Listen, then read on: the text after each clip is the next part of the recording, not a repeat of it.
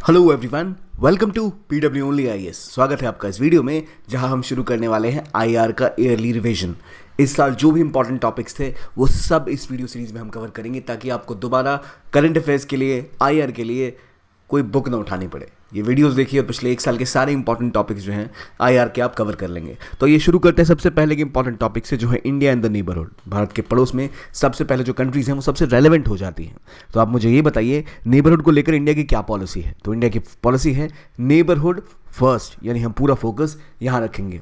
और prime minister Modi के आने के बाद इसके ऊपर और ज़्यादा पुश किया गया है। नेबरहुड फर्स्ट पॉलिसी की बात जब मैं करूँ तो एक बार मुझे ये भी बता दीजिए कि इनमें क्या खासियत है, क्या ऐसे सिद्धांत है जिसको फॉलो किया जाता है। फॉर एग्जाम्पल, इंडिया ऐसा मानती है कि भारतीय पड़ोस में जो कंट्रीज हैं बहुत छोटी छोटी हैं। इनके साथ हम जो प्रिंसिपल फॉलो करते हैं वो होता है नॉन रेसिप्रोसिटी का, यानी आमतौर पे किसी भी देश के साथ आप अच्छे संबंध बनाना चाहते हो तो आप एक प्रिंसिपल फॉलो करते हो रेसिप्रोसिटी का, यानी अगर आप हमारे नागरिकों को नागरिकता देंगे तभी हम आपके नागरिकों को नागरिकता देंगे। यानी उस तरह से है कि आप अपने दोस्तों में, अपने जान पहचान के लोगों को कह रहे हो कि भाई अगर आप मुझे अपने खाने पे इनवाइट करोगे तभी मैं आपको खाने पर इनवाइट करूंगा। इसे कहते हैं रेसिप्रोसिटी।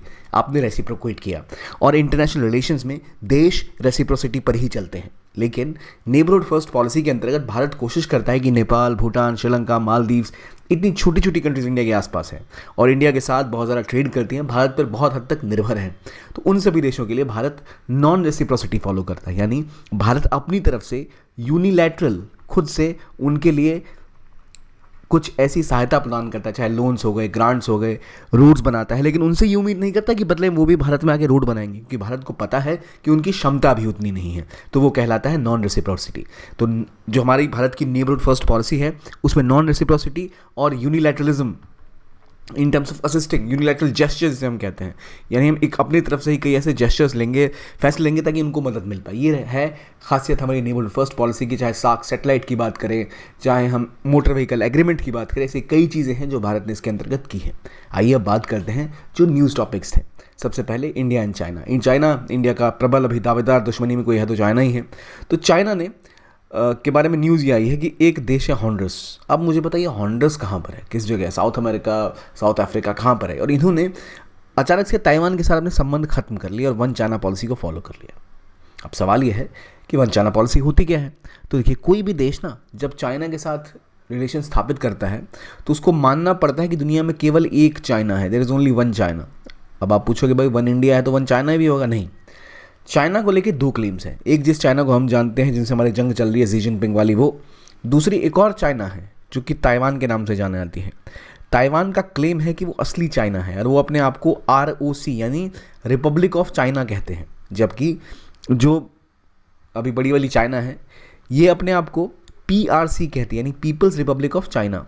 तो आखिर मामला यह है कि भाई जब सबको पता है कि चाइना तो असली वाली चाइना यही है, लेकिन ऐसा है नहीं। इसके पीछे इसका कुछ इतिहास है। तो आगे बढ़ें, इससे पहले थोड़ा सा इसका इतिहास जान लेते हैं, क्या है ताइवान की कहानी। तो देखिए, ताइवान कहाँ पर सिचुएटेड है? तो ये एक छोटा सा आइलैंड ताइवान, और ये चाइना। यूरोपियन जब चाइना के ऊपर जब उनका प्रभुत्व था, कब्जा था, तो चाइना असल में कई टुकड़ों में कई देशों द्वारा कंट्रोल किया जाता था। जैसे इधर का हिस्सा जो था, यहाँ कई सारे वॉरलॉर्ड हुआ करते थे जो अलग अलग हिस्सों पे कब्जा करके रखते थे। कुछ यूरोपियन इन्फ्लुएंस भी था, मंगोलिया वगैरह, इन सारे रीजन्स पे अलग अलग देशों का कब्जा हुआ करता था indirectly.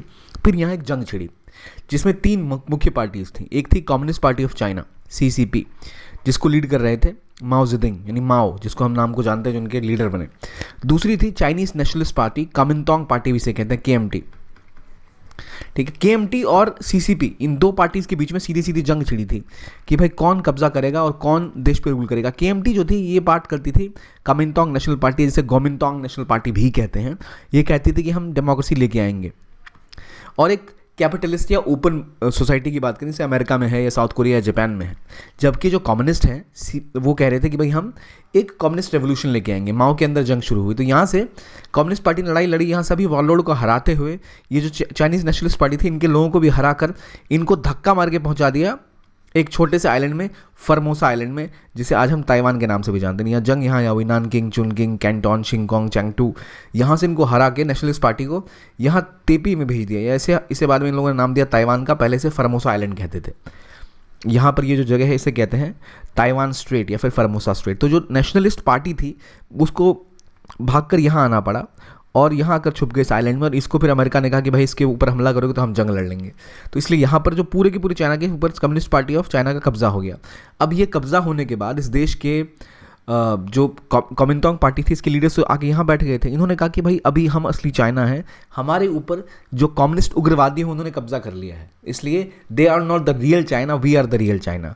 They call themselves ROC, republic of China, का हम असली चाइना है। और इनको सपोर्ट किया था अमेरिका और वेस्टर्न कंट्रीज़ ने। बाकी इंडिया, USSR, US और बाकी जो कम्युनिस्ट सोशलिस्ट कंट्री थी वो इसी को चाइना मानते थे। तो वहीं से ये विवाद चला आया। तो एक समय के बाद जब चाइना अच्छे से डेवलप हो गया तो उन्होंने कहा हम फॉलो करेंगे वन चाइना पॉलिसी, यानी अगर आपको चाइना के साथ डिप्लोमेटिक रिलेशन स्टैब्लिश करने तो आपको मानना पड़ेगा कि दुनिया में बस एक चाइना है, वो ये है, और कोई चाइना दुनिया में और नहीं है, यानी आप ताइवान को चाइना नहीं मानोगे। तो बात ये थी कि अमेरिका और अमेरिका के प्रभुत्व वाला जितने कंट्रोल वाले जितने देश थे, जिन पे उनका इन्फ्लुएंस ज़्यादा था, वो सब अभी भी ताइवान को ही चाइना मानते थे। और इसीलिए अब हमें पता लग रहा है कि जैसे जैसे चाइना की पकड़ मजबूत होती जा रही है, देशों को मजबूर कर रहा है कि भाई आप वन चाइना पॉलिसी को मानो। तो हॉन्डुरस कैसा, आज क्यों माना हॉन्डुरस ने, आज से पहले क्यों नहीं मांगा? तो देखिए, पहली बात कि हॉन्डुरस है क्या। तो हॉन्डुरस यहाँ एक छोटा सा देश है सेंट्रल अमेरिका में, मैक्सिको के नीचे के हिस्से में। यहाँ आपको ये हॉन्डुरस यहाँ दिखेगा। ये है कैरिबियन आइलैंड्स, ये है सेंट्रल अमेरिका, ये है साउथ अमेरिका, ये है नॉर्थ अमेरिका, और यहाँ खासतौर पर अगर आप देखो तो इन सबको मिला के हम कहते हैं लैटिन अमेरिका। तो यहाँ एक छोटा सा देश हॉन्डुरस, तो असल में ये अमेरिका के इन्फ्लुएंस जोन में आता है, अमेरिका के आसपास है। ये रहा US है। तो इन देशों को उतनी ज़रूरत नहीं थी चाइना के साथ, ज़्यादा व्यापार भी नहीं था, तो चाइना जिससे अमेरिका खुश रहे उससे मतलब था इनको। तो इन्होंने कहा था कि ताइवान को ये मानते थे कि ताइवान के साथ भी डिप्लोमेटिक रिलेशंस रखते थे। लेकिन धीरे धीरे चाइना के साथ लगभग 24 कंट्रीज़ ने इस रीजन में उनके बेल्ट एंड रोड BRI पर साइन कर दिया है। एक ऐसा प्रोजेक्ट है बेल्ट एंड रोड इनिशिएटिव, जिसके तहत ताइवान पूरे देशों में रोड्स बनाता जा रहा है। और हॉन्डुरस का साइन करने का मतलब है कि चाइना का बढ़ता प्रभुत्व। तो वन चाइना पॉलिसी का मतलब क्या हुआ? पहली बात कि ये पूरी दुनिया में एक ही चाइना है, मेनलैंड चाइना, और आप ताइवान को नहीं मानोगे, ठीक। और दूसरी बात कि इंडिया भी इसको मानता है, अमेरिका भी इसको मानता है। और अब अभी बात चली हॉन्डुरस की। तो हॉन्डुरस कहाँ है? सेंट्रल अमेरिका में, ग्वाटेमाला और निकारागुआ के बीच में स्थित ये देश। तो इसकी पॉलिटिक्स क्या है कि हॉन्डुरस, निकारागुआ, ग्वाटेमाला या पूरा आप सेंट्रल अमेरिका, साउथ अमेरिका देखो तो वहाँ चाइनीज़ प्रेजेंस बढ़ती जा रही है, उनके साथ व्यापार बढ़ता जा रहा है, उनके साथ उनका कब्जा ट्रेड के मामले में बढ़ रहा है, इसलिए सारे देश उनकी ही सुन रहे हैं, ठीक है। अब आते हैं दोबारा ताइवान की लोकेशन के ऊपर। ये रहा ताइवान। इससे पहले क्या कहते थे? Formosa island. यहाँ पर है ताइवान स्ट्रेट, चाइना और ताइवान के बीच में। ये इसकी राजधानी है ताइपी। भारत के ताइवान के साथ कैसे संबंध है? भारत के साथ इनके साथ कोई भी अभी तक डिप्लोमेटिक रिलेशंस नहीं है, यानी भारत के साथ किसी भी देश के संबंध तभी स्थापित होते हैं जब भारत वहाँ जाकर अपनी एक दूतावास या अपनी एम्बेसी खोलता है, और वो अपनी एम्बेसी भारत में खोलते हैं। तो भारत में ताइवान की कोई एम्बेसी नहीं है। पर भारत ताइवान के साथ रिश्ते कैसे बनाता है? ताइवान में असल में बहुत सारी सेमीकंडक्टर्स बनाने वाली कंपनीज़ हैं, और जो आप एप्पल, सैमसंग के महंगे फ़ोन्स इस्तेमाल करते हैं, इंटेल के चिप जिनमें लगे होते हैं, या और कोई भी तरह के चिप, जो अब तो खैर इंटेल मोबाइल में चिप नहीं बनाता, अब तो फॉक्सकॉन वगैरह और स्नैपड्रैगन वो अपने चिप्स बनाते हैं, तो वो भी उनमें से कई सारी मेन कंपनियां सारी ताइवान में बेस्ड है। तो भारत इस देश के साथ संबंध बनाने के लिए जिस तरह की डिप्लोमेसी का इस्तेमाल करता है उसे कहते हैं पैरा डिप्लोमेसी। पैरा डिप्लोमेसी मतलब ये होता है कि भारत का पूरा जो राज्य है, भारत का जो स्टेट है, यानी गवर्नमेंट ऑफ इंडिया, वो इनके साथ डील नहीं कर सकता। लेकिन भारत की जो स्टेट्स हैं, जैसे तमिलनाडु, गुजरात, महाराष्ट्र, उनके CM यहाँ जाते हैं, कहते हैं भाई हमारे देश में इन्वेस्ट करो, वहाँ से वो इन्वेस्ट करते हैं। उसे कहते हैं हम पैरा डिप्लोमेसी, जहाँ पर एक देश का सब यूनिट इनके साथ रिश्ते बनाता है, रिलेशंस बनाता है, क्योंकि जो मेन स्टेट है वो रिश्ते बना नहीं सकता, क्योंकि भारत के साथ इनके अभी राजनयिक यानी डिप्लोमेटिक रिलेशंस नहीं है। ये है ताइवान स्ट्रेट, ये है ईस्ट चाइना, ये है साउथ चाइना। भी ईस्ट चाइना में विवाद चाइना का क्या क्या है? Senkaku deco island. ये किसके साथ विवाद है? चाइना और जापान के बीच का विवाद है ये सेनकाकू डाइकू। और साउथ चाइना सी में 9 डैश लाइन का विवाद है, यानी इस पूरे इलाके को चाइना अपने कब्जे में लेके बोलता है ये पूरा हिस्सा मेरा ही है। तो ये था चाइना साउथ चाइना सी में ईस्ट चाइना सी का विवाद और चाइना ताइवान का विवाद, और क्या कहानी थी कि हॉन्डुरस ने ऐसा क्यों किया होगा, ये आपने जान लिया। अब अगले टॉपिक पे आते हैं, जो है अगेन हॉन्डुरस की थोड़ी बेसिक कहानी के बारे में। हॉन्डुरस कहाँ लोकेटेड है? सेंट्रल अमेरिका में। क्या इसका रोल है आपने समझ लिया। भारत कैसे इनके साथ फॉलो करता है रिलेशंस ताइवान के साथ? तो बाय पैरा डिप्लोमेसी, यानी भारत के राज्य जो हैं वो जाके इनके साथ बात करते हैं मुख्य रूप से, और बैक चैनल डिप्लोमेसी भी इसको कहते हैं कि भारत के फॉर्मल टाइज नहीं है। तो भारत ने क्या किया, यहाँ पर इनका एक एम्बेसी तो है नहीं, दूतावास है नहीं, तो उसके बदले में Taipei economic and cultural centre Bharat में खुला हुआ है। इंडिया ताइपी एसोसिएशन के थ्रू भारत ये अपने काम करता है। नॉर्मली एम्बेसीज हुआ करती, दूतावास नहीं है तो आपने एक कल्चरल सेंटर खोल दिया, एक एसोसिएशन खोल दिया, उसके थ्रू आप जो टिकट विकट या वीज़ा वीज़ा का काम होता है वहाँ से देखा जाता है, प्रॉपर एम्बेसी नहीं है जैसे बाकी देशों की होती है। अगला पॉइंट है ताइवान स्ट्रेट, वो कहाँ पर है, यहाँ पर। अब चाइना का कहना है कि दोनों तरफ ताइवान स्ट्रेट के इधर भी उधर भी इन्हीं का राज है, और इसी को फॉर्मोसा स्ट्रेट भी कहते हैं, क्योंकि इस आइलैंड को ही पहले क्या कहते थे, फॉर्मोसा आइलैंड। तो यहाँ ताइवान की एक नीति है जो हमें पता होनी चाहिए, वो है साउथ बाउंड नीति, साउथ बाउंड पॉलिसी। हम कहते हैं भारत बहुत अच्छे लेवल पर अपनी लुक ईस्ट पॉलिसी का, जो एक्ट ईस्ट है उसको फॉलो कर रहा है। तो भारत का अगर आप देखो डायरेक्शन, ये भारत है, भारत का ईस्ट यहाँ पर है, और ताइवान जहाँ लोकेटेड है उसका वेस्ट कहाँ है, इंडिया की तरफ है। तो भारत ईस्ट देख रहा है, ये वेस्ट देख रहे हैं, मतलब हमारा कोलैबोरेशन करने का अच्छा मौका है। तो ताइवान की साउथ बाउंड पॉलिसी और भारत की लुक ईस्ट और एक्ट ईस्ट पॉलिसी मैच करती है, इसलिए अभी दोनों देश और कोलैबोरेशन करके डेवलपमेंट की ओर बढ़ सकते हैं। तो ये है ताइवान स्ट्रेट की बात। और ताइवान कहाँ पर है, इंडो पैसिफिक में। ताइवान स्ट्रेट के ऊपर कब्जा कौन जमाना चाहता है, चाइना, लेकिन अभी तक क्यों जमा नहीं पाया, क्योंकि ताइवान को इनडायरेक्टली अमेरिका का सपोर्ट प्राप्त है और इस डर से वो वहाँ पर कदम नहीं बढ़ा पाता।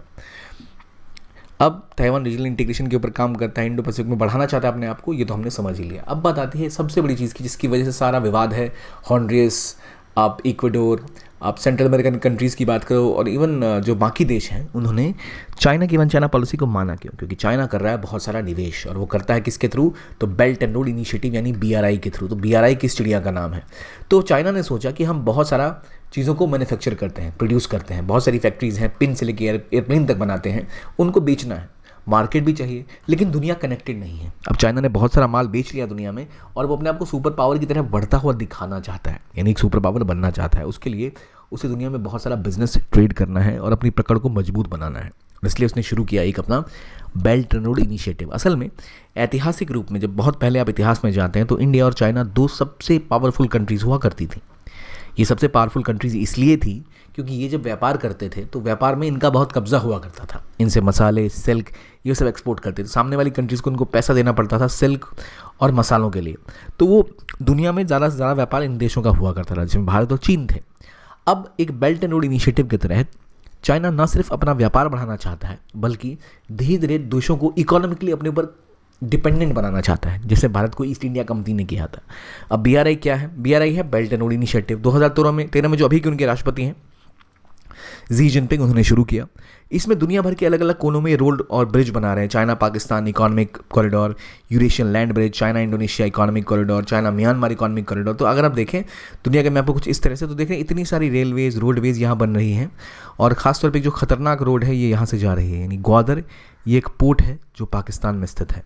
ये पाकिस्तान से चलकर, पाकिस्तान से होते हुए हमारा जो POK है उससे गुजरता है, ऊपर काशगर तक जाता है। POK पाकिस्तान ऑक्यूपाइड कश्मीर है, और यानी चाइना भारत की ज़मीन से रोड बना रहा है बिना भारत को बताए। अभी हालांकि इस ज़मीन पे पाकिस्तान का कब्जा है, लेकिन भारत उसको मानने को तैयार नहीं है कि भाई अब हमारी ज़मीन से रोड बना रहे हो, हमसे पूछा तक नहीं।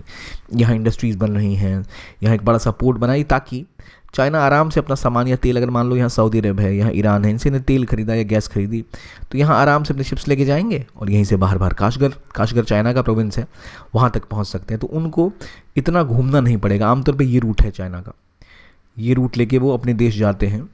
इस रूट से बचने के लिए काफ़ी आसानी, इंटरनली वो चाइना पहुंच जाएंगे, इनकी चीज़ों को नुकसान भी नहीं होगा।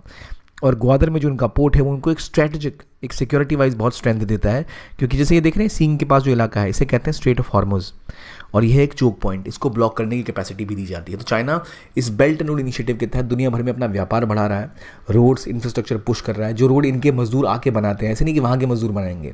चाइना कंपनी के पास प्रोजेक्ट होता है, वो देशों को लोन देती है, लोन नहीं दोगे तो उस जगह पर उनका कब्जा हो जाएगा, और इसीलिए इसे कहते हैं डेट ट्रैप डिप्लोमेसी। यानी आपको कर्ज दिया, भाई क्या चाहिए आपको, रोड बनाना है बना लो, घर बनाना है बना लो, ये लो चेक काट के दे दिया। अब ये घर बना लिया आपने, लेकिन आपने घर बनाने लग गए जब आप चाह रहे थे कि 4 कमरों का घर बनाया जाए। चाइना आके कहेगा कि 4 कमरों का घर क्यों बना रहे हो, एक काम करो 4 बिल्डिंग बना लो, ज़मीन को अपना मॉल, एक शॉपिंग कॉम्प्लेक्स बना लेना, ऊपर 3rd फ्लोर पे अपना खुद रहना और 2 फ्लोर किराए पे लगा देना। इससे बहुत सारा पैसा भी मिलेगा, रेंट आएगा, सब कुछ होगा। आपको एक अच्छी बात है, पैसे का जुगाड़ भी हो गया, पर बनाएंगे कैसे, पैसे कौन देगा? तो कहा हमसे पैसे ले लो, 10% की रेट पर सस्ते दरों में घर ले लो, बना लो और किराया देते रहना। इतना सब कुछ होगा तो बहुत पैसा भी होगा। आप कहोगे हाँ अच्छी बात है, लेकिन जब आप बनाने लग जाओगे, बना के तैयार करोगे, तब पता लगेगा कि भाई यहाँ तो शॉपिंग कॉम्प्लेक्स में शॉपिंग करने के लिए कोई आ ही नहीं रहा, क्योंकि यहाँ लोगों के पास तो पैसे ही नहीं है, इस जगह काम नहीं है, तो कोई किराएदार भी किराया मांगने आ नहीं रहा। अब आपके पास पैसे थे नहीं, आपने पैसे कर्ज पे लिए हुए हैं, आपको कर्ज चुकाना है, एक मोटी इंटरेस्ट रेट देनी है, और अगर आप नहीं दोगे तो एग्रीमेंट में क्लॉज था कि वो घर उस कंपनी का हो जाएगा जिसने आपको पैसा दिया। तो आप फंस गए हो एक डेट ट्रैप में, आपको जिसकी ज़रूरत नहीं थी, जो वायबल नहीं था, उसमें आप फंस गए। और कुछ ऐसा ही चाइना कर रहा है, उसे कहते हैं डेट ट्रैप डिप्लोमेसी। तो इसमें आप लोन देकर एक नेशन को फंसा देते हो और वहाँ पर पॉलिटिकल इन्फ्लुएंस गेन कर लेते हो कि अब आप वही वहाँ के राष्ट्रपति प्रधानमंत्री वही कहेंगे जो आप करोगे। तो इससे लड़ने के लिए BRI दुनिया भर में रोड कंस्ट्रक्शन 2013 से कर रहा है, लगभग 10 साल भी हो गए इनको, तो बहुत पुश किया। तो बाकी देशों को दिखा यार दिक्कतें तो बढ़ती जा रही हैं, अब क्या करें। तो इनसे कम्पीट करने के लिए बाकी देश खड़े हुए। PGII, partnership for global growth, global infrastructure investment, ये असल में किसने खड़ा किया? ये असल में G7 ने शुरू किया है एक PGII। इससे पहले G7 ने एक और ऐसा इनिशिएटिव स्टार्ट किया था, बिल्ड बैक बेटर वर्ल्ड, यानी जिसके तहत ये $300 बिलियन तक निवेश करेंगे और दुनिया भर में road, transportation, railways, bridges, connectivity बढ़ाएंगे। जैसे चाइना BRI के अंतर्गत कर रहा है, तो ये PGII के अंतर्गत करेंगे। इसके अलावा देखो G7 के 2 इनिशिएटिव हैं, PGII और बिल्ड बैक बेटर वर्ल्ड। एक और है India middle east economic corridor, जिसको हाल ही में G20 जब दिल्ली में हुई थी तब अनाउंस किया गया था, जिससे आप इंडिया, वेस्ट एशिया और यूरोप को लिंक करेंगे शिपिंग रूट्स के थ्रू। इसके अलावा ग्लोबल गेटवे इनिशिएटिव, ये EU ने बनाया और ये $300 बिलियन की फाइनेंसिंग है कि भाई जिसके तहत EU के अपने जो 27 देश हैं ये यहाँ पर पुश करेंगे, फाइनेंस करेंगे जो इंफ्रास्ट्रक्चर प्रोजेक्ट्स हैं उसको। तो हो गया BRI चाइना का है। इसके बदले में BRI को काउंटर करने के लिए अलग अलग देशों ने अलग अलग ग्रुप्स बना लिए हैं। जैसे BRI के प्रभाव से को देखते हुए, जो दुनिया में चाइना का दबदबा बढ़ता जा रहा है उसको देखते हुए, पहले एक आया build back better world, B3W, ये किसका है? G7 का। एक और बनाया G7 ने इसके बाद, पार्टनरशिप फॉर ग्लोबल इन्वेस्टमेंट। क्या है भाई? PGI की फुल फॉर्म क्या है? ये भी असल में G7 का ही है। फिर ग्लोबल गेटवे, ये असल में खड़ा किया किसने? तो EU ने। आपसे पूछा जा सकता है कौन किसका इनिशिएटिव है, ठीक है। और इसके अलावा इंडिया पैसिफिक इकोनॉमिक पार्टनरशिप, ये USA + 14 इन देशों का अलग समूह है। इन्होंने कोशिश किया कि भाई हम यहाँ पर और इंफ्रास्ट्रक्चर प्रोजेक्ट्स जोड़ेंगे। ये सब किसके खिलाफ है? BRI के खिलाफ। तो ये था हमारा India middle east Europe economic corridor जो बना था IMEC, जिसके तहत मुंबई और गुजरात को आप पहले यहाँ UAE जाओगे, फिर आप सऊदी अरब जाओगे, फिर आप इजराइल जाओगे, फिर वहाँ से आप यूरोप तक पहुँच सकते हो।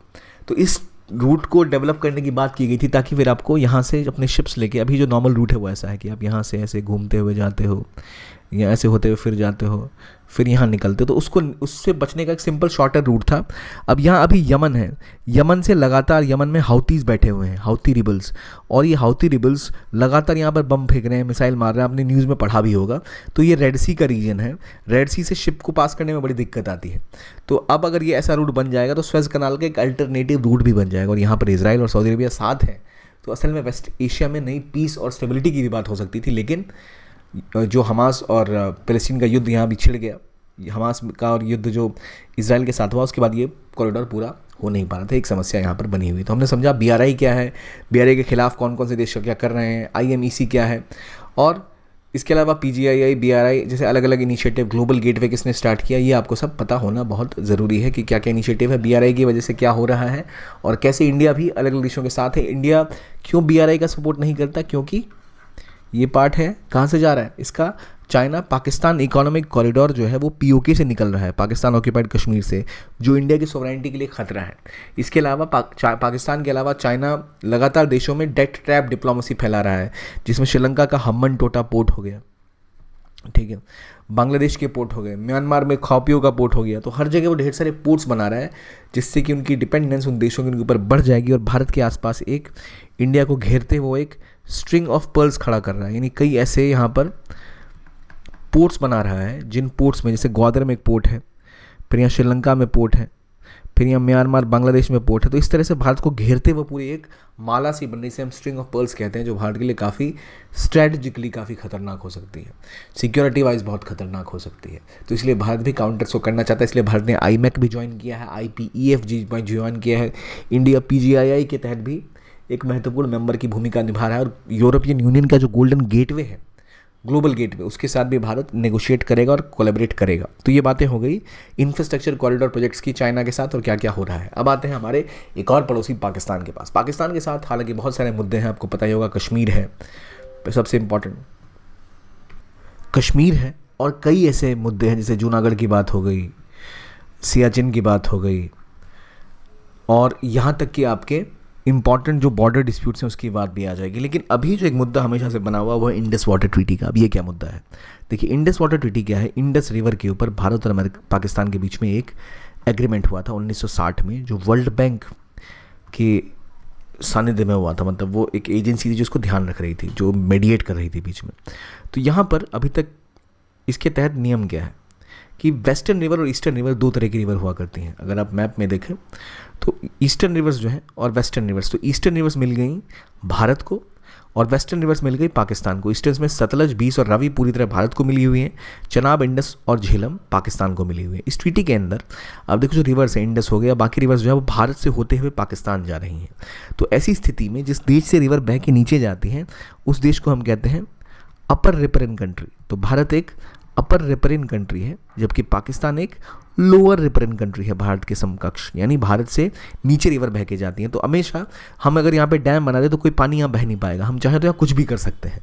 लेकिन भारत ने इकलौता ऐसा देश है जिसने अपर रिपरेन होते हुए भी लोअर रिपरेन कंट्री के साथ एक इंडस वाटर ट्रीटी करी, जहाँ पर इस सिस्टम का 80% जो वाटर है पाकिस्तान को मिल गया, जो बहुत मैग्नानिमस ट्रीटी है, लेकिन भारत को बहुत नुकसान हुआ इसका।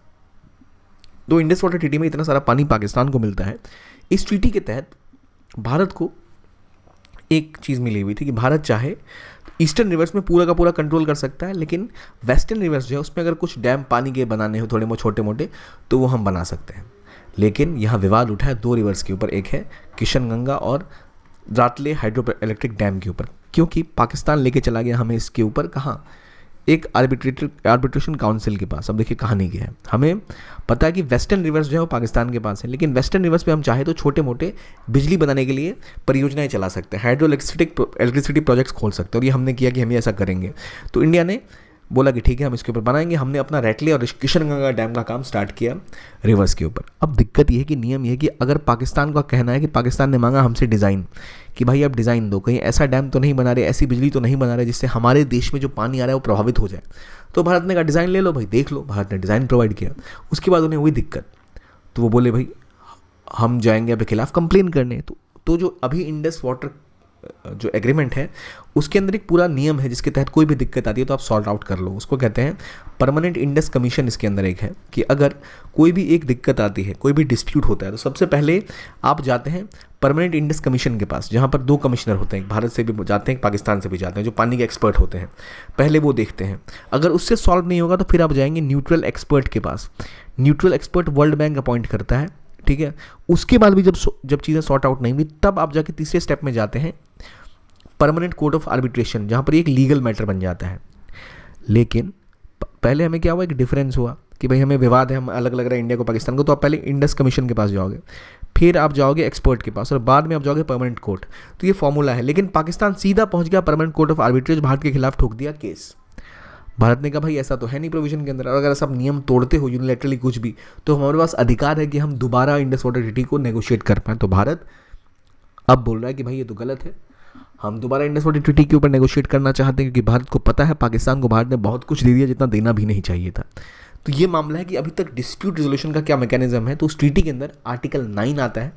उस आर्टिकल 9 के अंदर दिया हुआ है प्रावधान कि कैसे डिस्प्यूट को सॉल्व किया जाए। पहले आपके बीच में जो डिस्प्यूट से पहले एक डिफरेंस होता है कि आपको लग रहा है डैम पानी रोकेगा, सामने वाले को लग रहा है नहीं रोकेगा, तो ऐसे डिफरेंस को सॉल्व करने के लिए पहले आप जाते हो परमानेंट इंडस कमीशन के पास, जहाँ पर इंडिया और पाकिस्तान के कमिश्नर होते हैं जिनके बीच में विवाद को सुलझाया जाता है। नहीं सुलझा फिर जाओगे आप एक्सपर्ट के पास जो वर्ल्ड बैंक नियुक्त करता है, तब भी नहीं सुलझा तब आप जाओगे परमानेंट कोर्ट ऑफ आर्बिट्रेशन के पास। लेकिन वहाँ सीधा पहुँच गया पाकिस्तान, इसलिए भारत ने इसके खिलाफ ये आवाज़ उठाई है। अब सवाल यह कि भारत ने ऐसा किया क्यों, इतना पानी क्यों दे रहे हैं पाकिस्तान को। कि भाई अगर आप लॉन्ग टर्म देखिए, या बहन अगर आप ऐसी हैं तो जो पानी चाइना से आ रहा है, जैसे रिवर देखो सतलज आपको दिख रही है, ठीक है, ये इंडिया से तो नहीं है, चाइना से आ रही है। तो यहाँ से जो रिवर्स निकल के आ रही है, तो यहाँ पर अपर रिपरेन कौन है, चाइना। अगर हम पाकिस्तान के साथ कुछ प्रॉब्लम करें तो चाइना हमारे साथ भी दिक्कतें कर सकता है, और यही दिक्कत है, इसलिए भारत थोड़ा सावधान है। अब यहाँ इंपॉर्टेंट प्रोजेक्ट्स क्या क्या हैं, किशनगंगा, पाकल डैम, लोअर कलकनी और रातल हाइड्रोइलेक्ट्रिसिटी प्रोजेक्ट। ये मुख्य रूप है किन किन रिवर के ऊपर है, कलनाई और रातल जो है वो चेनाब पर है, पाकुलदुल और किशनगंगा झेलम के नीलम के ऊपर किशनगंगा है, नील असम में झेलम की ट्रिब्यूटरी है, और पक्कलदू मरसुदर चनाब की एक ट्रिब्यूटरी है। तो ये आपने समझा विवाद क्या और क्या तरीका है। आगे बढ़ते हैं पाकिस्तान के एक और पड़ोसी के पास, ईरान। अब ईरान के साथ हुए इनके भयंकर विवाद कुछ इस तरह से हुए हैं कि कुछ रॉकेट पहले ईरान ने फायर किए पाकिस्तान के ऊपर, पाकिस्तान में बहुत उसके बाद तबाही मची। उसके बाद पाकिस्तान ने कुछ उधर रॉकेट भी फायर किए, दोनों देशों की स्थिति बड़ी नाजुक बनी पड़ी। और ये सब विवाद कहाँ हुआ, तो एक जगह है पाकिस्तान में बलूचिस्तान, वहाँ। अब कहाँ है बलूचिस्तान, तो ये है ईरान और ये है पाकिस्तान, और ये जो हिस्सा है ये है बलूचिस्तान का हिस्सा। बलूचिस्तान का ये हिस्सा पाकिस्तान का है, लेकिन आप ओवरऑल देखो तो ये हिस्सा कुछ इतना बड़ा है। यानी बलूच ट्राइब के लोग ईरान में भी रहते हैं, अफगानिस्तान में भी रहते हैं, और बलूचिस्तान पाकिस्तान का सबसे बड़ा प्रोविंस है। लेकिन यहाँ विवाद ये है कि ग्रुप है जैश अल अदल। सवाल यह कि जैश अल अदल के ऊपर हमला किया था ईरान ने, कहा था यहाँ एक मिलिटेंट ऑर्गेनाइजेशन है जो हमारे लोगों को मार रही है, तो उसके खिलाफ हमने हमला किया। उसके बदले में पाकिस्तान ने भी ईरान के सिस्तीन बलूचिस्तान के ऊपर हमला किया। सिस्तीन बलूचिस्तान कहाँ है, ईरान में। जैश अल अदल कहाँ है, जो पाकिस्तान में एक मिलिटेंट ऑर्गेनाइजेशन है जो ईरान के लिए खतरा है, वहाँ। तो इनके बीच में विवाद हुआ क्योंकि बलूची ट्राइब के लोग ईरान में भी रहते हैं, अफगानिस्तान में भी रहते हैं, और वहाँ पर ये लगातार बलूची लिबरेशन आर्मी एक है BLA, अब ये अपनी आज़ादी की बात करते हैं। पाकिस्तान में इनके साथ बहुत बुरा होता है। यहाँ पर ही ग्वादर पोर्ट खोल के रखा हुआ इन लोगों ने, जो CPEC के अंदर बना हुआ, जैसे करके पाकिस्तान जो चाइना तक जाता है, काशगर तक। लेकिन उस रोड के अंदर, उस कॉरिडोर के अंदर भी कुछ नहीं है, कोई फ़ायदा नहीं है जो बलूची ग्रुप हैं, जो लोग हैं उनके लिए, इसलिए बहुत नुकसानदायक है उनके लिए। इसलिए बलूची लोग बार बार आवाज़ उठाते हैं, जंग लड़ते हैं पाकिस्तान से। और क्योंकि वो ईरान में भी कुछ है प्रभुत्व, तो अब ईरान ने भी हमला कर दिया पाकिस्तान के ऊपर। बदले में फिर पाकिस्तान ने ईरान के ऊपर कुछ रॉकेट्स फायर किए, तो हमें लगा कहीं जंग ना हो जाए, लेकिन ऐसा हुआ नहीं, बीच में मामला सेटल हो गया। तो ये थी कहानी। इस चीज़ को समझने की, जैश अल अदल कहाँ पर है, सिस्तीन बलूचिस्तान कहाँ पर है, पंजगुड़ कहाँ पर है। पंजगुड़ एक रीजन है जो बलूचिस्तान प्रोविंस पाकिस्तान में। तो पंजगुड़, जैश अल अदल और सिस्तीन ये कहाँ पर है, ये आपको पता होना चाहिए। बलूचिस्तान कहाँ का राज्य है, तो पाकिस्तान का। अब एक और देश के पास चलते हैं जो है बांग्लादेश। तो इंडिया और बांग्लादेश ने हाल ही में इंडिया बांग्लादेश फ्रेंडशिप पाइपलाइन का पहला क्रॉस बॉर्डर जो पाइपलाइन है वो कंप्लीट हुई। ये असल में सिलीगुड़ी से लेके दिनाजपुर तक जाता है। सिलीगुड़ी कहाँ है, भारत के नॉर्थ बंगाल में। और जो बांग्लादेश का दिनाजपुर है, जो वहाँ के पर्वतीपुर में, वहाँ तक ये एक हाई स्पीड डीजल ट्रांसपोर्ट करेगा। तो ये ट्रांसपोर्ट लगभग असम के नुमालीगढ़ से हो रहा है जो रिफाइनरी है, और जाएगा कहाँ तक, बांग्लादेश के पर्वतीपुर डिपो तक। अब नाम से कंफ्यूज मत हो जाइए। असम का नुमालीगढ़ रिफाइनरी है जहाँ से चल के ये ऑयल निकलता है या डीजल, और फिर सिलीगुड़ी से होते हुए पर्वतीपुर तक जाएगा। पर्वतीपुर उस जगह का नाम है जहाँ पर ये जाएगा। पर्वतीपुर में डिपो है बांग्लादेश में। तो इसको बाद में जोड़ा जाएगा मातारबाड़ी पोर्ट से भी, और जो नॉर्थ ईस्ट इंडिया वहाँ भी जोड़ने की बात की जा रही है। तो कहाँ है, तो देखिए ये है ये जगह, ये आपका नुमालीगढ़ रिफाइनरी है। यहाँ से आप असम से लेके इसको चले गए इस रीजन तक, और इस तरह आप इसको पर्वतीपुर डिपो तक लेके चले गए। यानी पहले ये असम से आपका सिलीगुड़ी पहुँचा, सिलीगुड़ी से एक पंचागढ़, ये भी बांग्लादेश में, फिर वहाँ से आप होते हुए दिनाजपुर पहुँच जाओगे। तो ये पूरी कहानी है नुमालीगढ़ टू पर्वतीपुर जो पाइपलाइन है 131 किलोमीटर की। 5 किलोमीटर भारत में है, 126 किलोमीटर बांग्लादेश में है। ये दिखाता है कि एनर्जी कोलैबोरेशन और भारत और बांग्लादेश के संबंधों का भी सोनाली अध्याय चल रहा है, गोल्डन चैप्टर इसे कहते हैं, सोनाली अध्याय, जो प्राइम मिनिस्टर मोदी ने भी अपनी स्पीच में कहा था। तो ये जो एक नई पाइपलाइन है ये और ज़्यादा स्ट्रॉन्ग करेगी हमारी कोलैबोरेशन को, हमारे रिलेशंस को। वो दिखाता है कैसे रेलेवेंट है इंडिया बांग्लादेश के लिए, बांग्लादेश इंडिया के लिए। तो यहाँ ये चीज़ें हो गई। अब एक और नाम मैंने लिया था यहाँ कि हम कोशिश करेंगे इसको मातारबाड़ी पोर्ट के साथ जोड़ने के लिए। मातारबाड़ी पोर्ट क्या है, हमने देखा पाकिस्तान में ग्वादर पोर्ट बन रहा है, उसी प्रकार से पाकिस्तान में ग्वादर पोर्ट कौन बना रहा है, चाइना बना रहा है अंदर BRI, Gwadar deep sea port, बिल्कुल बलूचिस्तान में जो बन रहा है BRI के अंतर्गत, जिसको वो ग्वादर से काशगर तक जो रूट गया है, जो कश्मीर से होते हुए गया, जिसको हम कहते हैं कि इलीगल है। कुछ ऐसा ही पोर्ट डेवलपमेंट हर देश के लिए महत्वपूर्ण होता है, क्योंकि वहाँ से बहुत सारा ट्रेड किया जा सकता है। बांग्लादेश में भारत जापान के साथ मिलकर एक डीप सी पोर्ट बना रहा है जिसका नाम है मातारबाड़ी। तो इसके लिए जापान इंटरनेशनल कोऑपरेशन एजेंसी ने $750 मिलियन का ग्रांट दिया है कि एक मातारबाड़ी डेवलपमेंट प्रोजेक्ट होगा। यहाँ है मातारबाड़ी। नॉर्मली चिटगांग या चट्टोग्राम एक सबसे बड़ा पोर्ट है जो बांग्लादेश का, वो है चट्टोग्राम या चिटगांग में इसे कहते हैं। वहाँ से बहुत सारा इनका ट्रेड होता है। यहाँ एक और पोर्ट है, उसका नाम है मोंगला। मोंगला वो पोर्ट है जिस पोर्ट से भारत का नॉर्थ ईस्ट और बाकी हिस्सों का जो ट्रेड होता है मोंगला पोर्ट के थ्रू ही होता है।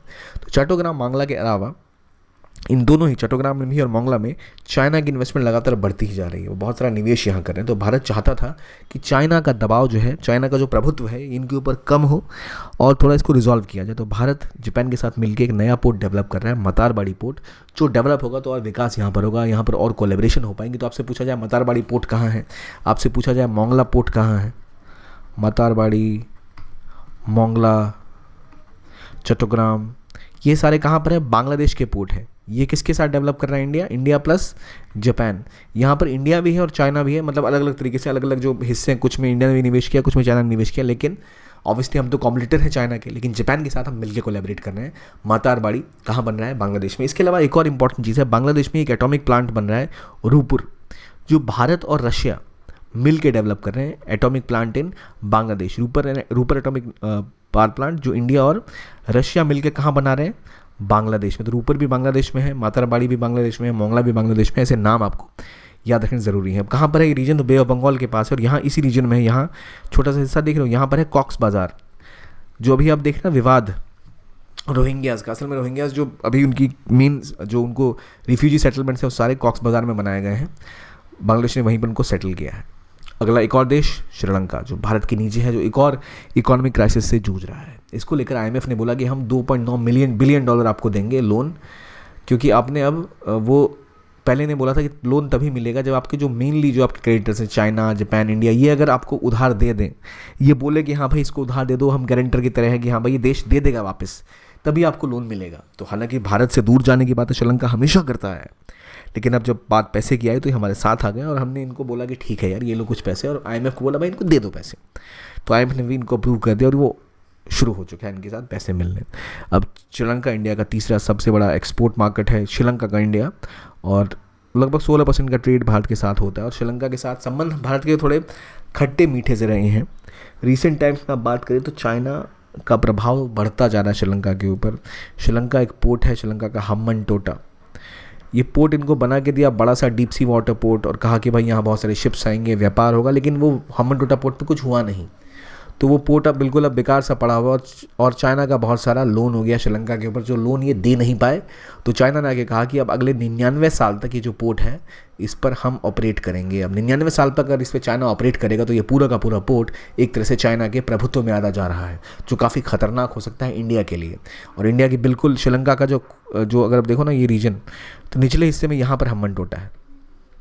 तो यहाँ पर अगर चाइना के शिप्स लगेंगे तो आराम से हम पर नज़र रख सकते हैं ऊपर कि भारत में क्या हो रहा है। तो इसलिए भारत की स्ट्रैटेजी के हिसाब से बहुत ही ज़्यादा खतरनाक है। अब देखो श्रीलंका के साथ कच्चीपुडी आइलैंड का भी इशू चल रहा है। तो इससे समझने के लिए बेसिक की थोड़ी सी चीज़ समझ लो क्या कहानी है। देखो श्रीलंका को जो आप देखो ना, श्रीलंका का ऐसा एक आइलैंड है, ठीक, ऊपर का जो हिस्सा है ये नॉर्दर्न श्रीलंका है। नॉर्दर्न श्रीलंका में जो मैक्सिमम लोग रहते हैं वो होते हैं तमिल्स, और तमिल लोग जो है मुख्य रूप से भारत से आके यहाँ बसे हैं। हालांकि जो रोहिंग्या, जो अभी इनके देश में 2 भाषा बोलने वाले लोग होते हैं, तमिल और सिन्हलीज, दोनों ही जो है असल में ऐतिहासिक रूप से भारत से ही आके यहाँ के बसे हैं। लेकिन तमिल जो है वो बाद में आए थे, तमिलनाडु प्रोविंस से कई सारे लोग आए थे। तो यहाँ इस हिस्से में तमिलियंस ज़्यादा है, यहाँ सिन्हलीज आना है। विवाद तब शुरू हुआ जब अंग्रेज़ यहाँ से गए, तो यहाँ पर भाषा को लेकर बहुत विवाद स्टार्ट हुआ। सिन्हलीज ने कहा सिन्हली भाषा बोली जाएगी, सिन्हली में पढ़ाई की जाएगी, तमिल को हम ऑफिशियल लैंग्वेज नहीं मानेंगे। और एक क्योंकि मेजॉरिटी यहाँ पे सिन्हलीज की थी, तो उन्होंने अपना पूरा कंट्रोल करने की कोशिश की पूरे रीजन के ऊपर, जिसको लेकर मुख्य रूप से विवाद रहा। विवाद क्या रहा, इनके संविधान में भी तमिल को जगह नहीं दी गई। तो तमिल स्पीकर्स ने कहा हमें भी मतलब कंट्रोल चाहिए, हमें भी अपना एक हिस्सा चाहिए, वो देने से मना कर रहे थे बार बार। तो वहाँ फिर विद्रोह स्टार्ट हुआ। जो तमिल लिबरेशन फोर्स है, LTT, लिट्टे जिसे हम कहते हैं, उन्होंने अपनी आर्मी बना ली और नॉर्दर्न श्रीलंका के ऊपर पूरी तरह कब्जा हो गया था LTT का एक समय में। तो भारत भी यहाँ पर था। भारत को पता है कई सारे जो तमिल लोग हैं भारत से गए हैं। तो भारत ने नेगोशिएट किया कि भाई आप अपने देश की इस प्रॉब्लम को सुधार लो। तो एक फेमस अकॉर्ड हुआ था, ठीक है, एक एग्रीमेंट हुआ था राजीव गांधी का जयवर्धने के साथ, जो इनके राष्ट्रपति हुआ करते थे, प्राइम मिनिस्टर। बात ये हुई कि आप अपने संविधान में बदलाव करेंगे, एक 13th अमेंडमेंट लेके आओगे। इस अमेंडमेंट का मतलब होता है कि श्रीलंका अपने संविधान में जो उनके राज्य है, प्रोविंसेस हैं, उनको ऑटोनॉमी देगा। 9 के 9 प्रोविंसेस को पावर दिए जाएंगे खुद से सेल्फ रूल, सेल्फ गवर्नेंस के लिए। और जो तमिल कम्युनिटी है उसको भी कुछ राइट्स दिए जाएंगे। लेकिन ये 13th अमेंडमेंट कभी लागू नहीं हुआ और ये विवाद की जड़ आज तक बनी हुई थी। तो हमेशा से देखो तमिल वाला इशू यहाँ पर श्रीलंका में था ही था। तो भारत के साथ विवाद था और एक बीच में नई चीज़ उठी जब एक आइलैंड बना जो था कच्चीपुडी आइलैंड। तो कच्चीपुडी आइलैंड जब बन के खड़ा हुआ, देखो इंडिया और श्रीलंका के बीच में, तो हालांकि इंडिया के जोन में आता है, यहाँ पर है कच्चीपुडी। तो कच्चीपुडी आइलैंड एक बन के खड़ा हुआ और भारत ने अपने एग्रीमेंट चल रहा था श्रीलंका के साथ मैरीटाइम बाउंड्री सुलझाने का। तो 1974 में इंदिरा गांधी जी तो भारत की प्रधानमंत्री थी, उन्होंने कहा कि एक बार में श्रीलंका से जितने हमारे मैरीटाइम डिस्प्यूट है सॉर्ट कर लो, सारी जो दिक्कतें खत्म करो कहानी। और छोटा सा आइलैंड एक निकला है।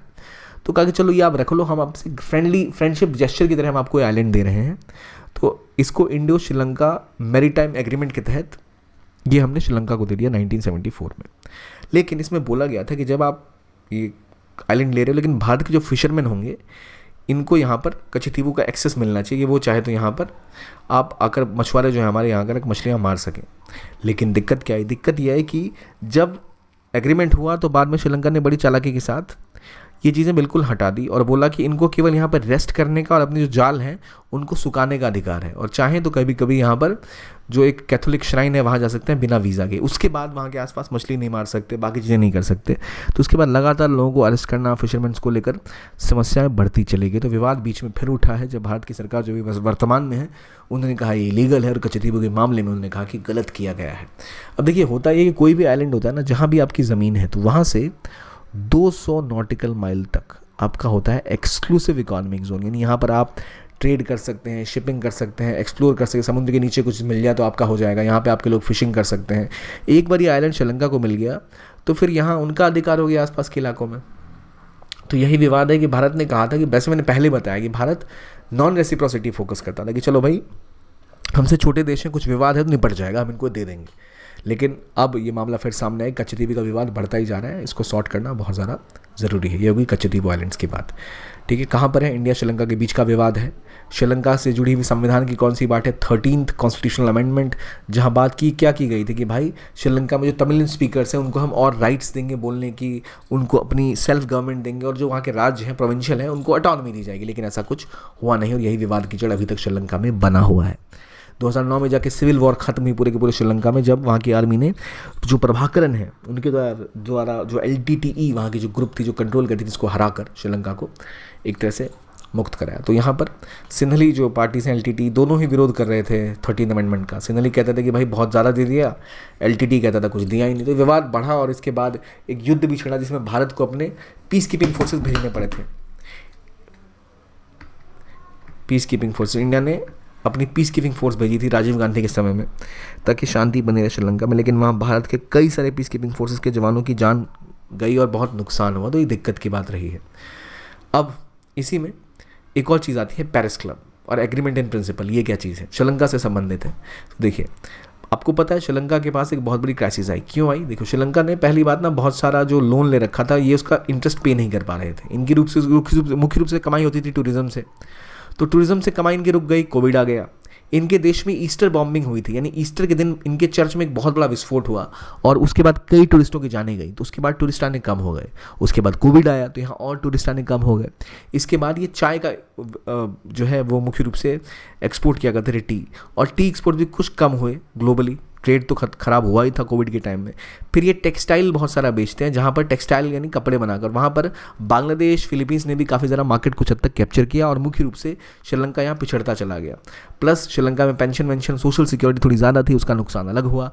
और श्रीलंका ने लागू किया अपने नियम कि वो अब ऑर्गेनिक फार्मिंग करेंगे, अपनी मुख्य रूप से अपने खेतों में वो अब फर्टिलाइज़र का इस्तेमाल नहीं करेंगे। और ये होते ही उनका पूरा एग्रीकल्चर ध्वस्त हो गया और श्रीलंका का ग्रोथ बिल्कुल समाप्त हो गया। इनके पास अकाउंट में पैसे नहीं बचे कि ये तेल और डीजल और बाकी चीज़ें खरीद पाए।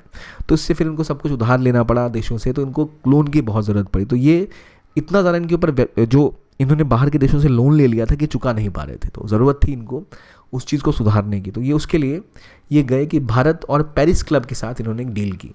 पेरिस क्लब क्या? देखिए भारत और पेरिस क्लब के साथ, पेरिस क्लब एक ग्रुप ऑफ कंट्रीज़ है जो कि दुनिया में लोगों को क्रेडिट देते हैं, उधार देते हैं। जब किसी देश की ऐसी स्थिति आ जाए कि वो अपना कर्ज ना चुका सके तो वो एक पेरिस क्लब बनाया गया था, जिन्होंने पहले अर्जेंटीना के साथ ऐसा डील किया था। असल में जो डेवलप कंट्रीज़ हैं, OECD की जो कंट्रीज़ हैं, ये लगभग 20-25 एक कंट्रीज़ का समूह है।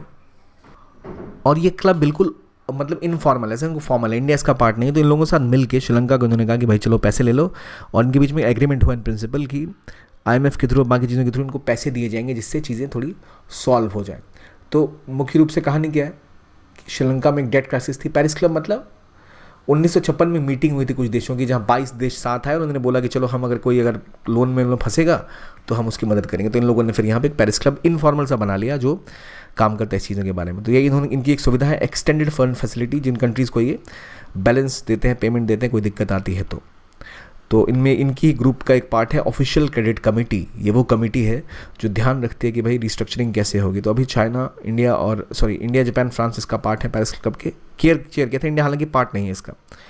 तो ये इसमें खास बात ये कि चाइना इसका पार्ट नहीं है, उन्होंने इसको ज्वाइन एज ऑब्जर्वर ही किया था, उसका पार्ट नहीं है। तो ये है एग्रीमेंट प्रिंसिपल। अब बात आती है मालदीव के साथ। मालदीव के साथ हमारे विवाद बढ़ते जा रहे हैं। विवाद क्या थे कि कई सारे जो लक्षद्वीप में भारत के प्रधानमंत्री गए, उन्होंने एक वहाँ पे कुछ स्कूबा डाइविंग की, उसको देखकर वहाँ के कुछ नेताओं ने कुछ स्टेटमेंट पास की, तो बहुत इसके बाद संबंधों में थोड़ा नुकसान हुआ।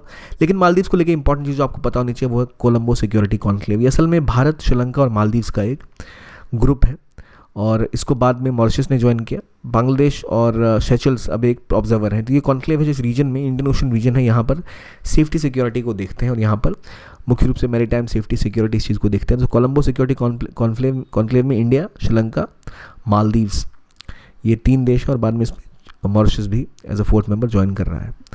आगे अगला देश भूटान। भूटान में जो वहाँ की PDP है, पीपल्स डेमोक्रेटिक पार्टी, उसने अपना इलेक्शन जीत लिया है। ये सिस्टम है, उसे कहते हैं रन ऑफ वोटिंग। तो रन ऑफ वोटिंग कहाँ होता है? तो भूटान में होता है। रन ऑफ वोटिंग का सिस्टम होता है कि भारत में क्या होता है, first pass the post system इसे कहते हैं कि जो सर्वाधिक सीट्स लाएगा वो इलेक्शन में जीत जाएगा। लेकिन 2 राउंड सिस्टम में ऐसा होता है कि जब एक कैंडिडेट जीतना होता है तो दोबारा इलेक्शन किया जाता है। अगर पहले में उनको, मान लो आपने कहा है 50% से ज़्यादा वोट जिसको आएंगे हम उसको विजेता घोषित करेंगे, आपने इलेक्शन करा लिया, लेकिन 50% से ऊपर वोट किसी को नहीं आए, तो उनमें से जो टॉप लोग हैं उनको आप लेके दोबारा इलेक्शन कराओगे सेकेंड राउंड। तो अगर उसमें जब किसी को 50% ज़्यादा वोट मिलते हैं तो वो चुनाव विजेता कहा जाता है। तो इसे कहते हैं रन ऑफ वोटिंग, यानी एक बार में पूरा नहीं हुआ तो आप दूसरी बोर्ड में गए। तो वहाँ पर ये भूटान में होता है, शेरिंग टॉक पे वहाँ पर ये इलेक्शन जीत चुके हैं। भूटान के साथ जो इंपॉर्टेंट चीज़ें जुड़ी हुई हैं, डोकलाम, नाथुला पास, कहाँ भूटान लोकेटेड है, तो यहाँ पर है चुम्बी वैली। चुम्बी वैली कहाँ है? इंडिया, भूटान, चाइना के बीच में। और यहीं पर हुआ था विवाद किस चीज़ का? तो डोकलाम का, जहाँ पर भारत और भूटान के बीच में विवाद हुआ था। डोकलाम ही वो जगह है जहाँ पर चाइना ने इस बॉर्डर के ऊपर अचानक से कंस्ट्रक्शन का काम स्टार्ट कर दिया था, जिसको लेकर भारत ने विरोध दर्ज किया था कि आप ऐसा कैसे कर सकते हैं और आप कहीं भूटान पे हमला करने की तैयारी तो नहीं कर रहे। तो इसी चक्करों में ये बात फिर साइड लाइन हुई और इवेंचुअली फाइनली भारत ने कहा कि ये गलत है और भारत की फौज वहाँ तक पहुँच गई थी डोकलाम में घुसकर भूटान की तरफ से उनको बचाने। तो ये भूटान की बात हो गई। और एक बात आती है BIOT की। अब भूटान को देखिए, कुछ चीज़ें और हैं। भूटान में लगातार इंडिया कई सारे जो हाइड्रो इलेक्ट्रिसिटी प्रोजेक्ट है उनके ऊपर काम कर रहा है, चाहे ठीक है। तो कुछ जैसे important hydro electricity project in Nepal and Bhutan, दोनों जगह भारत इसके ऊपर बहुत ज़्यादा काम कर से। वेस्ट सेती प्रोजेक्ट है, ये नेपाल में है। भूटान में अगर हम रीसेंट बात करें तो पुनंग सांगछाओ, पुनत संगछू, इस तरह के कई electricity project India already Bhutan में भी पुश कर रहा है। इसके अलावा एक भूटान में एक एलिफेंट एक्शन कॉरिडोर बनाया गया।